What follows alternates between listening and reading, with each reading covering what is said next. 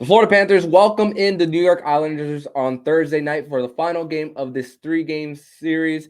And also, the Florida Panthers get some help on Wednesday night. So it makes Thursday night's matchup an even bigger one. You're Locked On Panthers, your daily podcast on the Florida Panthers. Part of the Locked On Podcast Network, your team every day.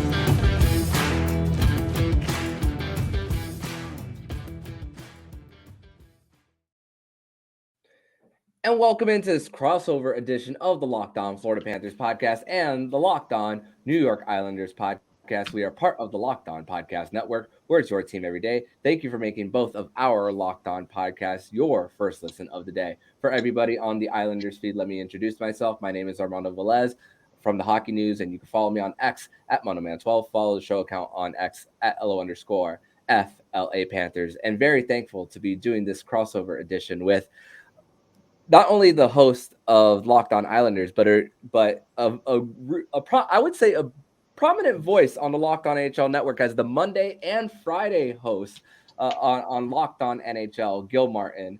Gil, great to be getting together with you. Always a pleasure, Armando. And, this is these two teams, if you look at it, they've been so connected over the course of their histories. And, too bad I'm not going down to Florida to enjoy this game in person, but great to do this crossover with you always. Yeah, and I'm not sure if this game specifically, as far as the theming of the night for the Florida Panthers, because they're theming this as 2010's night as their 30th anniversary, and it happens to be against the New York Islanders, who eliminated the Florida Panthers in the 2016 postseason. Which, crazy enough, they have Kyle Okposo on the team from that New York Islanders team that defeated the Florida Panthers in 6 games. But we are in 2024. So let's talk about the current state of the Islanders for them, Gil. And it's been a up and down season for them. I mean, late January, the island Lou Lamoriello decides to let go of Lane Lambert and all, even though the Florida Panthers did already have one game against the Patrick Waugh and the New York Islanders at the time, which was January 27th, where the Florida Panthers won 4-3 in overtime, which in both games of the season series, Anthony Stolarz has been between the pipes for the Florida Panthers. But in both of the games, Panthers got 45 shots on the first one, 37 in the other one, but still 1-goal games between that. Just goes to show the goaltending for the New York Islanders, how great, just even if the defense isn't the best around them, they still can keep you in games. But I want to go really to that because, I mean, the New York Islanders, they've dealt. I know last time they dealt with an injury to Adam Pelech, but also Noah Dobson has just been a guy who's just been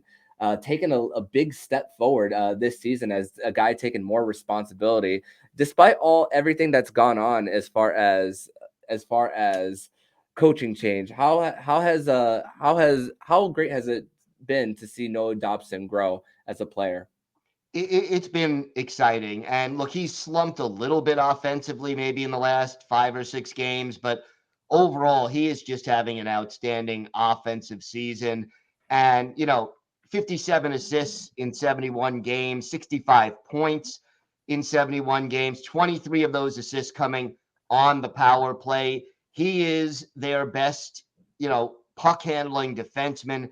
He sort of is the catalyst that makes the offense go. It's him and Matthew Barzal who are really the guys who will skate with the puck and move the puck and sort of get things going for this team offensively. So it's been great to see Dauber grow year after year. And finally, he still needs to work a little on his defense. He can cough it up a little bit in his own zone, but offensively, he is up there with any defenseman in the league as far as what he can contribute. Yeah, and speaking of defense for the New York Islanders, just looking at their record since Patrick Waugh has taken over, exact record, like exactly at 500, 11-11-4 for them. Spoke a little bit earlier in the season as far as the previous matchups about third periods, as far as the Islanders about blowing games, but also under Patrick Wall, I've seen that the even strength numbers have improved much, but as far as the special teams, not so much in that. As far as especially the PK is how are you viewing as far as the PK? Is it more of Patrick Wall's change in system, or is it just him, just trying to get to know the players, or is it more like just how everything is constructed? I think it is how it's constructed. And, the coaches in charge of the power play and the penalty kill have not changed. So, I mean, Wah has made some subtle changes to the PK, but overall, based on the players that are there, you'd think they do better. I mean, JG Pajot is a solid penalty killer. Cal Clutterbuck, Casey Cizikas, these are guys who have been killing penalties for 8, 9, 10 years. So you would think they would be better at it, but it has been a disaster all season long for the New York Islanders. And the change in coaching hasn't stopped it. Look, right now, the Islanders have the worst PK in the NHL, only killing off 71.9% of opposing power plays. This is a big chance for the Florida Panthers to take advantage of that situation.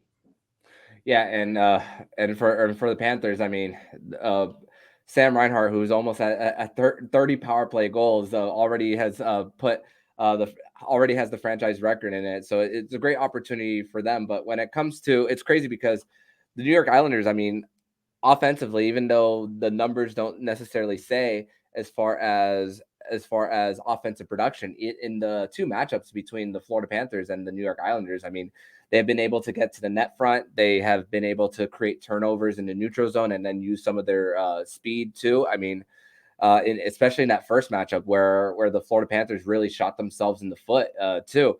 As far as for the Islanders, I mean, what would you say is the biggest problem offensively for them?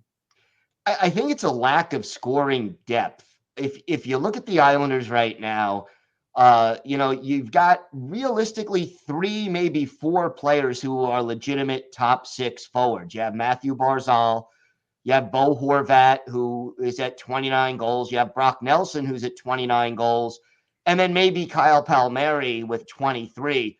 But that's only 4 guys, and you need 6 top 6 forwards, and the bottom 6 offensively just not consistently producing. So I think the lack of team speed and the lack of scoring depth has been the Islanders' undoing offensively this season. Yeah, and in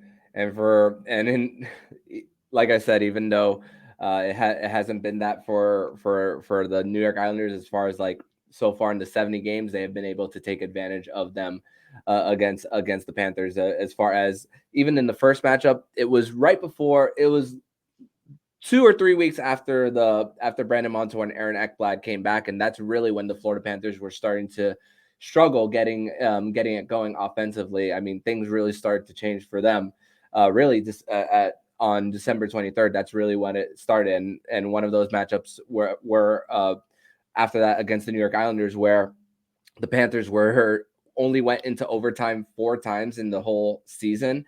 And then that weekend right before the All-Star break, that final game, that's when they really started to get some of their overtime games and loser points. And honestly, even though the Florida Panthers haven't really gotten not all wins there, they have put that separation and way ahead as far as the wild, way above the wild card teams. So where on Thursday night, if they get a win, they will officially clinch their spot in the Stanley Cup playoffs. But we're going to transition to segment number 2, where Gil is going to ask me any Florida Panthers related questions that he might have on his mind. We are going to discuss that and more here on this crossover edition of Locked On Panthers and Locked On New York Islanders.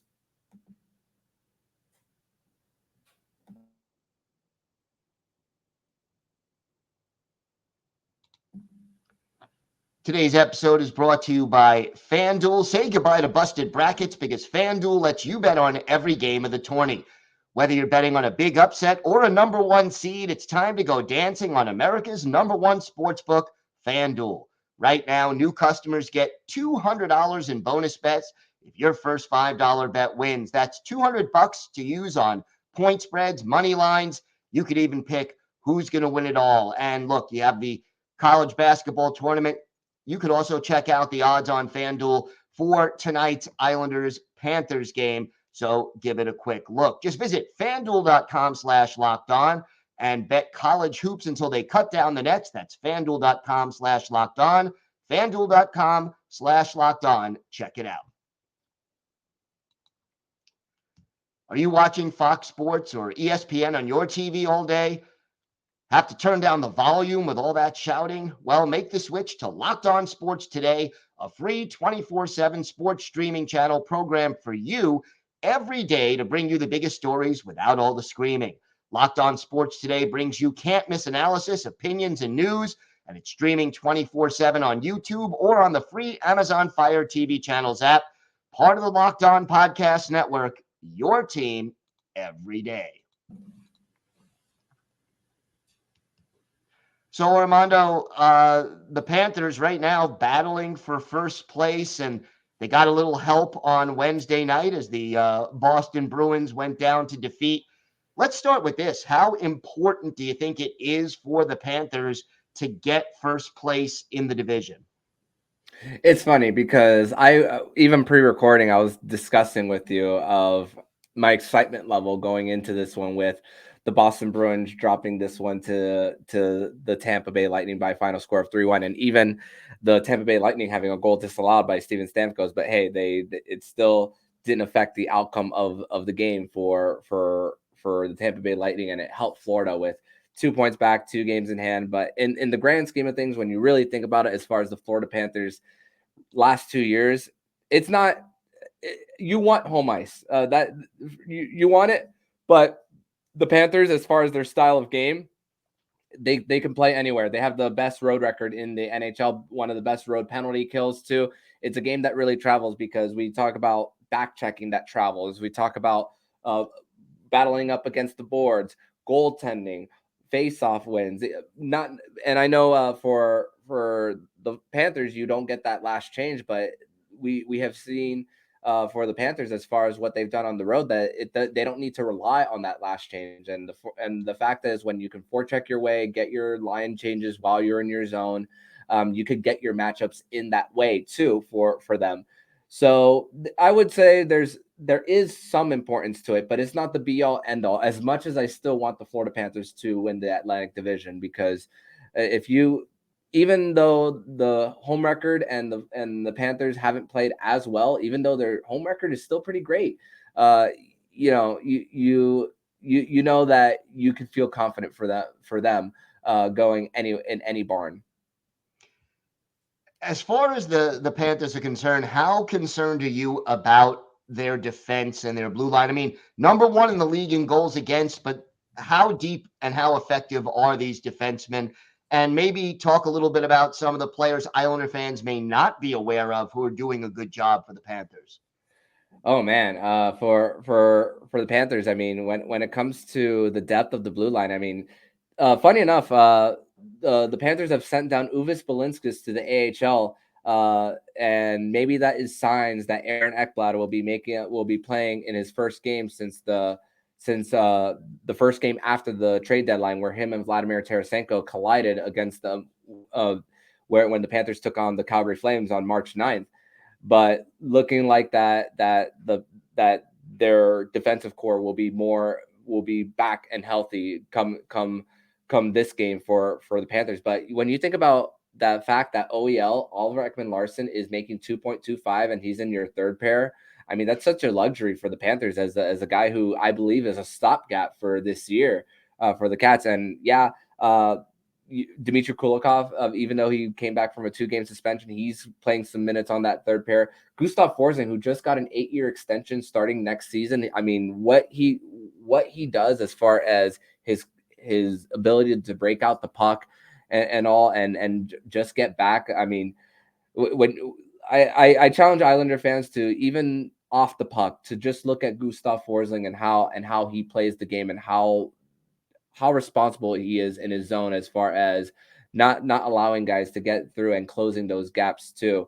and all. And Nico Mikkola, I mean, a guy who could jump in on the rush and get in. And there's a lot of great communication for the blue liners too, as far as getting a forward back as well and battling it in when the Panthers, I mean, they're one of the best dump and chase teams in the NHL. That's a lot of their bread and butter when it comes to what they do on the offense. And it's because it's also because of how well their defense plays as far as getting their pinches in too. And also the mission for Bill Zito was to get bigger in the offseason, because they got bullied in the Stanley Cup final by the Vegas Golden Knights. And obviously the Panthers were not healthy going into that one. They were banged up, but even a fully, I say this, even a fully healthy Panthers team was not defeating that Vegas Golden Knights team. There was just no way. So that was the mission for Bill Zito, and it was more of looking for value signings, because you weren't gonna sign real big tickets during the off season. And if you are going to sign a big ticket, even this off season, it's going to be your guys that you have here more than likely for the Panthers, who have gotten you to 4 straight postseasons, a President's Trophy 2 years ago, a Stanley Cup final. You still want to keep those guys around. And for the Panthers, I mean, it's just really about having the size there. And Nico Mikkola the other day, he fought Brett Marchand, a little bit of a size advantage there. So he's not there. He's a guy like him is not afraid to drop the gloves neither. And also a guy like Josh Mahura played 82 games last season and all the postseason games. He's your 7th defenseman right now for the Panthers. And I mentioned Uvis Balinskis earlier. He got sent down, but he got an extension too, and he's going to be part of the mix next year as cheap talent for the Panthers that they are going to have when you're paying so many star players. So it's been a lot of values that value signings or also value trades and even waiver pickups. I mean, Gustav Forsling was a waiver pickup for the Panthers. Now he's here for 8 years. It's just really about identifying what works and what Paul Maurice is trying to sell for the team too. Got to ask you about Sam Reinhart. You mentioned him before. 51 goals this year, 20, now 52 actually, and 27 of those coming on the power play. What makes him so dangerous with the man advantage?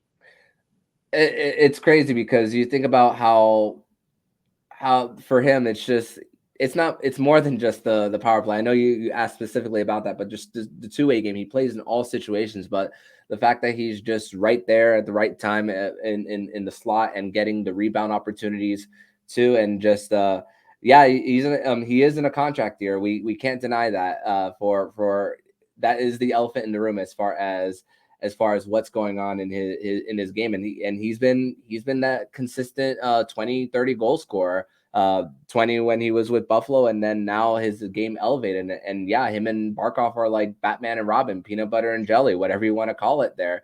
And also their ability to fight for pucks on the walls too. And then when a loose puck happens, the opposition a lot of the time is a little discombobulated. And then with how quick Matthew Tkachuk can get that puck off from behind the net to Sam Reinhart, the way Matthew Tkachuk threads the needle to get it to Sam Reinhart, it just goes quick off his stick, and then Sam Reinhart one times it right there, and it's just a play that has worked. It's not a matter of whether you can stop him. It's just a matter of trying to contain him, and that's really just been the thing for Reinhart all year. I mean, back in January, he had an 8-game streak of special teams goals, 6 power play goals, 2 shorthanded goals, and he leads the team in 5 shorthanded goals this season too. It's more than just he's doing it in all situations, Gil, for the Panthers, and he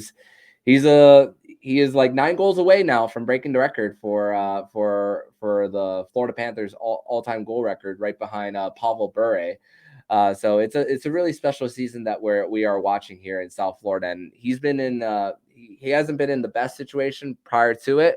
So I'm really hoping for the Panthers that they get to find a way to re-sign this guy. And hey, Florida does have the tax advantage when it comes to keeping players around, and they opened a new practice facility. So that's a big selling point for not only guys to stay here, but guys from outside of South Florida. Do you think we see Stolarz tonight or Bobrovsky?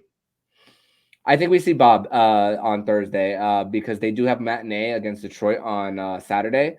So I do think we could see. I do think we see Sergei Bobrovsky between the pipes. The Panthers did not practice on Wednesday, so we still don't know. We still won't know until morning skate on Thursday morning. But I do believe we will see we will see Bobrovsky. But right before after this homestand, the Panthers will start a back-to-back on Monday and Tuesday against Toronto and Montreal, and this will be that time to get Stolarz a little bit of more starts, right, to give Bob a little bit of rest right before the postseason.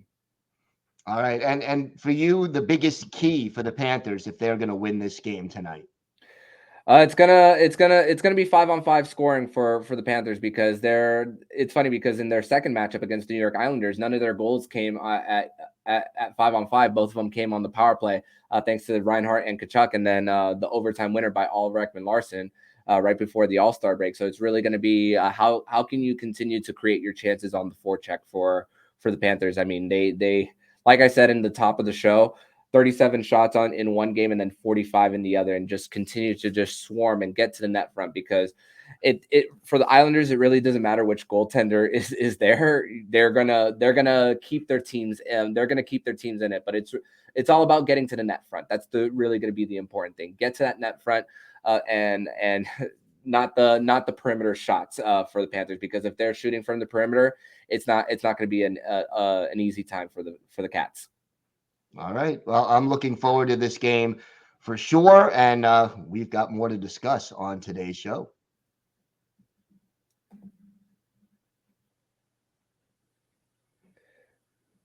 Today's episode is brought to you by eBay Motors. Passion, drive, and patience. What brings home the winning trophy is also what keeps your ride or die alive. eBay Motors has everything you need to maintain your vehicle and level it up to peak performance. From superchargers, roof racks, exhaust kits, LED headlights, and more. Whether you're into speed, power, or style, eBay Motors has you covered. With over 122 million parts for your number one ride or die, you'll always find exactly what you're looking for. With eBay Guaranteed Fit, your part is guaranteed to fit your ride every time or your money back. Because with eBay Motors, you're burning rubber, not cash. With all the parts you need at the prices you want, it's easy to turn your car into the MVP and bring home that win. Keep your ride or die alive at ebaymotors.com. Eligible items only. Exclusions apply. eBay Guaranteed Fit only available to U.S. customers.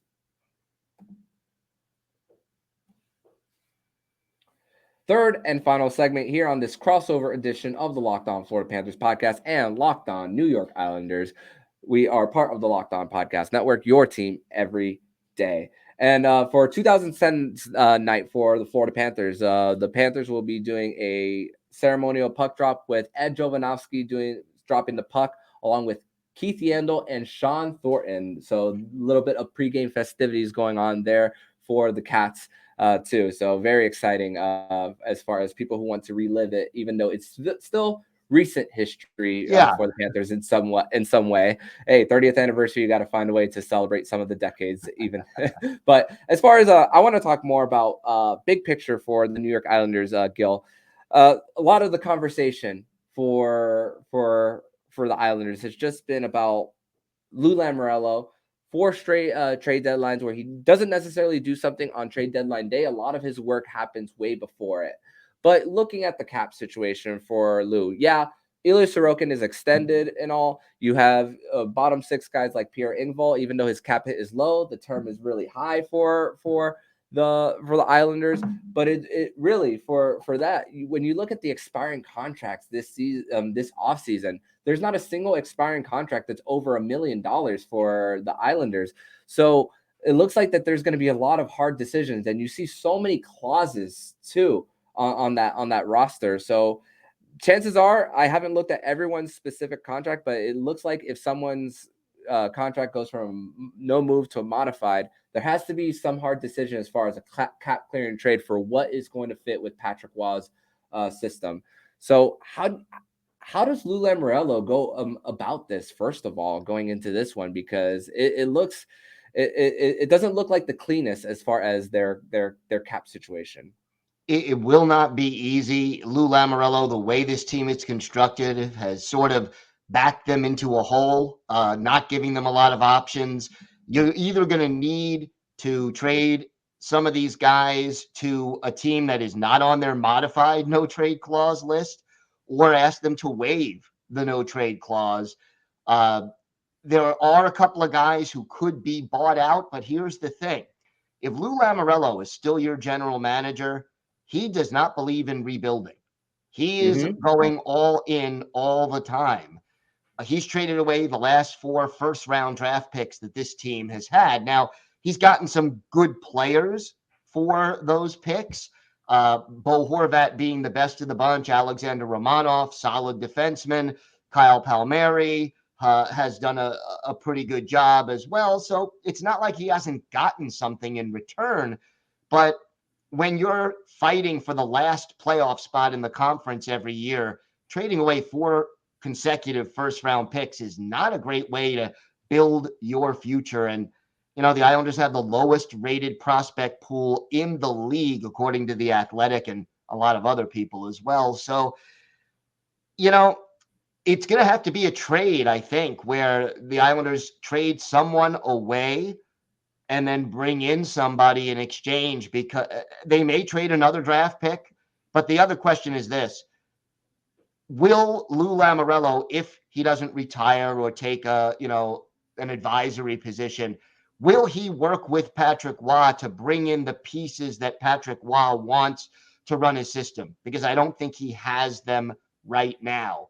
And one thing that we've noticed about the Islanders, they're juggling lines like every 2 or 3 games, or even within a game, where, Patrick Roy just can't seem to find the right combination of guys to run his system. So there's a lot of unanswered questions there. I've heard some people speculating, and again, it's all speculation. Maybe Patrick Roy takes over as GM and either Lou Lamoriello retires or becomes like the special advisor to the president, or whatever title they give him. But I'll believe it when I see it, and it's not going to be easy to free up cap space. How about for the Panthers? I mean, last year, you go all the way to the Cup final. You're near the top of the conference right now. What is the key for the Panthers to finally win that elusive first Stanley Cup?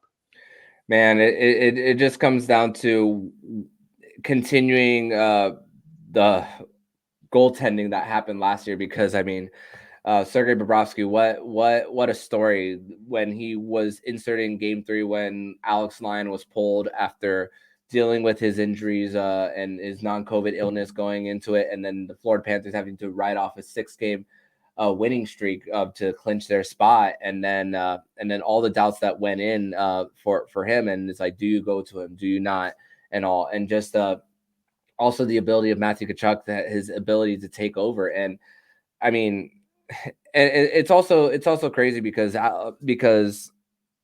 Alexander Barkov just came back to the lineup too, just in the last game, and we saw his impact right away. And it just really comes down to, when you look at up and down the centers and how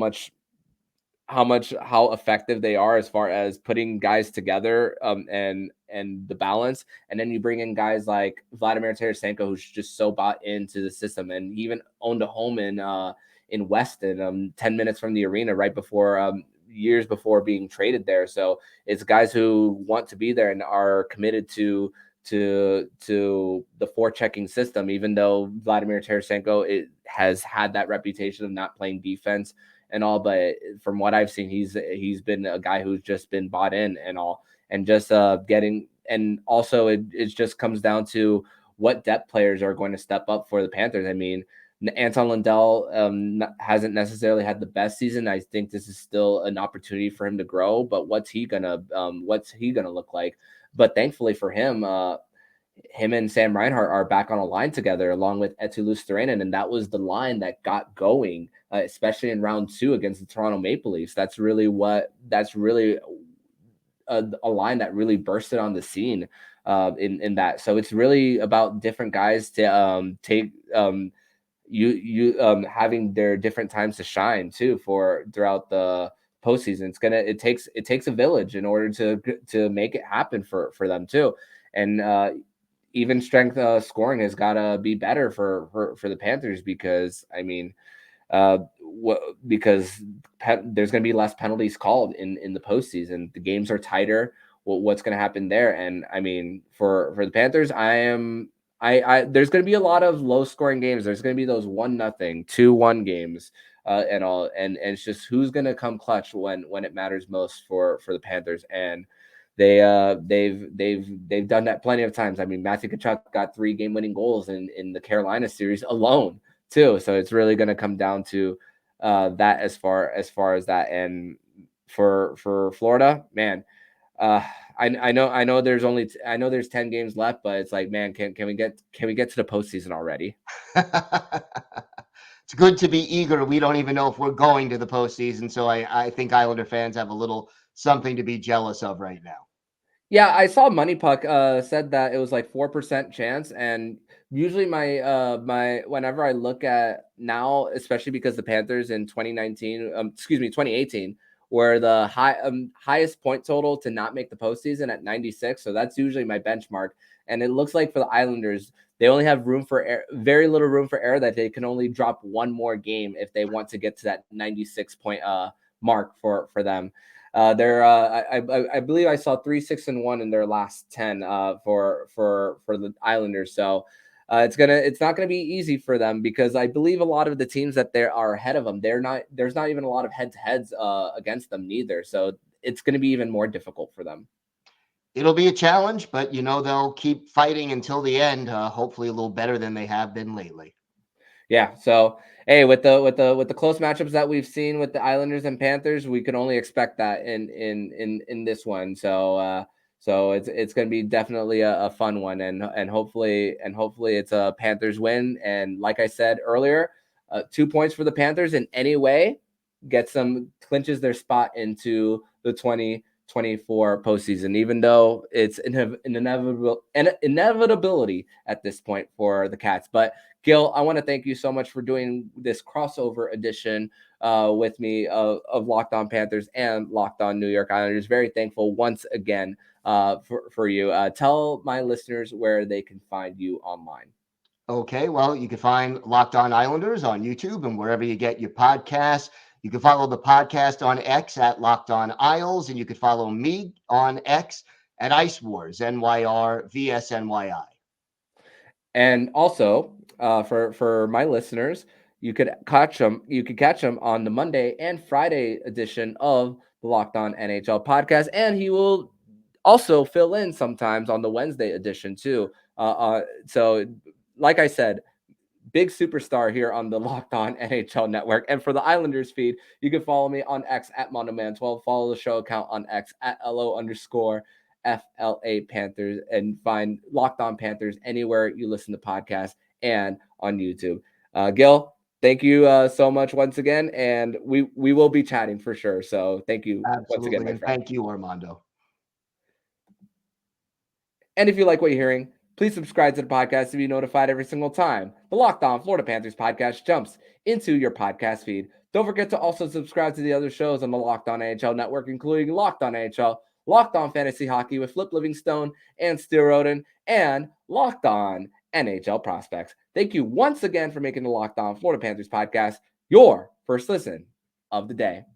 So I'm Armando Velez with Gil Martin, and you've been listening to the Locked On Florida Panthers podcast, part of the Locked On Podcast Network. We're your team every day.